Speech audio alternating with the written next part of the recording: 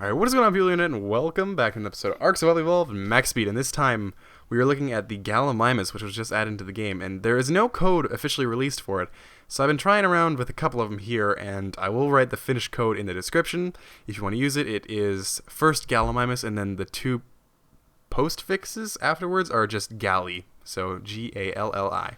Now I got a car note that's come to say hello, so that's going to be a bit of a problem, but we're going to be entering the code here, and then we're going to be summoning the Gallimimus. Now, I'm super excited for this thing because the Procoptodon just got added into the game not too long ago, and it immediately became the fastest creature in Ark.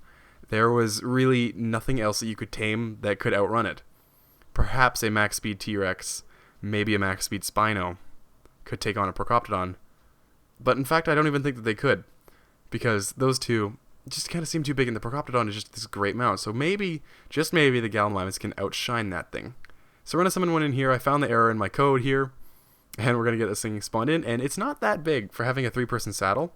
It's not too huge. It's about the size of a parasaur. It kind of looks like a parasaur, in fact, that just kind of skipped out on dinner and the next breakfast, and probably the lunch afterwards, because this thing is skinny, and it's pretty good. It has really, really good stamina. You can see this is standard walking speed.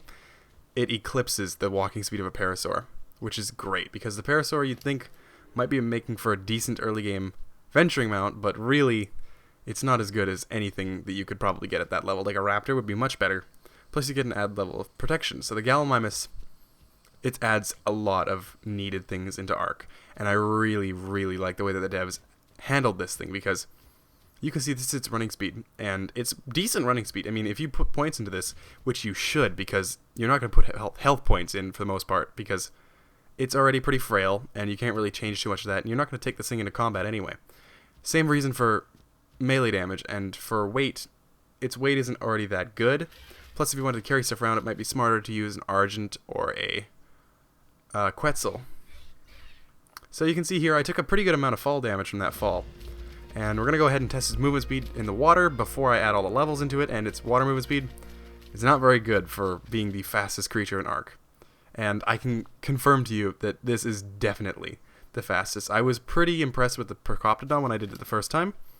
This one, I was completely blown away. This is the fastest creature in Ark, and I can personally guarantee that, even though it only gets 2.5% movement speed per level. So we're going to cap out at 247.5%, and oh my goodness, that is some good movement speed. Everything else isn't super impressive about this mount. I mean, the movement speed and the jumping is amazing, but then you try to turn, and it just sort of goes, nope. And it's not a very pleasant mount to use. It's great in the water and rivers, now that the movement speed has been added, because its swim speed is now actually quite good. You'll see we test that over here when we get to the mouth of the river. Its run speed is amazing, but its turning is terrible. And, oh man, it makes for a lot of problems when you go into forest, because say you're walking around to make sure that you can turn, because as soon as you start sprinting, just forget about turning. But you're walking around in the forest and you bump into a rock.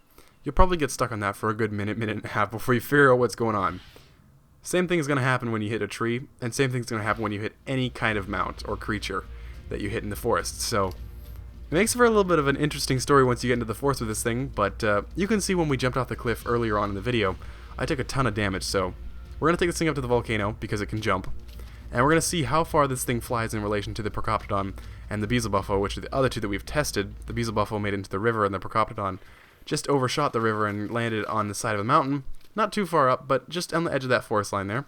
So we're going to go ahead and take this thing to the top of the volcano, and we're going to see just how far it makes it. But if you remember, jumping off that first cliff, half health damage, this thing's not surviving. Well, welcome back to the top of the volcano. I've actually had to respawn the Gallimimus simply because the old one, I jumped off it the first time and I had God mode enabled and I took no damage. I was like, why is this?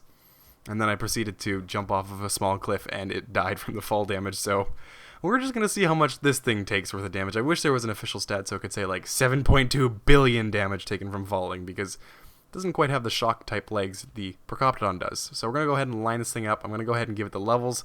I have chosen not to give it the levels yet because forget about turning. This thing would take like a 23-point turn up here in order to get straightened out. But yeah, this is a pretty soon episode after the last one. The last one would have been the Dung Beetle, and it would have gone up probably yesterday. But the Gallimimus I was really interested in seeing, so yeah, we're gonna look at this thing now, and it's gonna be up as soon as I can because this thing is crazy mount. So, lined up, clearance for takeoff. Well, nothing left holding us back, so let's go. It was a well-timed jump, I will say that. So you're getting pretty accurate results here on just how far this thing flies. I'm of course holding the W key while in midair, and the Procoptodon's landing spot has now been passed. And for some reason,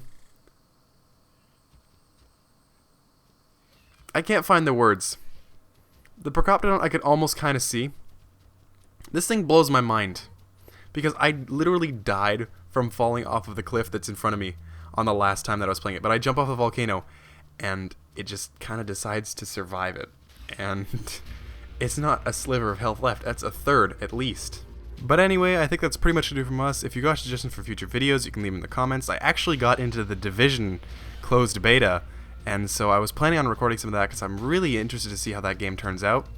And I'm looking forward to seeing how that video turns out as well, but that's going to pretty much do it from us. If you got suggestions for future Ark episodes, or any episodes really, leave them in the comments. I'll always get back to them, and we'll see you in the next episode of whatever we make. Thanks for watching. Peace. Island pirates are a pack creature and like to travel in packs of anywhere between 2 to 5 men. This is because their hide provides little protection from wildlife such as tigers, sharks, buffalo, and nearly every other creature on the island, as well as bullets and explosions. Look how many name tags there are, and they're just in there staring at you with this blank stare on their eyes, but it's okay, because no matter how much hate is built up for these dodos after the process of trying to tame all of them, there is one king among them.